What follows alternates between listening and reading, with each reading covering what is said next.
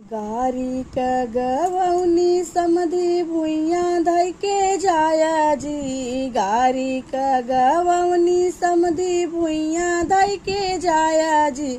अपने बहिनी के रखौनी जेबम लइके जाया जी। अपने बहिनी के रखौनी जेबम लइके जाया जी। गारी क गवौनी दुल्हा जे भुइया धइ के जाया जी। गारी क गवौनी दुल्हा भुइया धइ के जाया जी।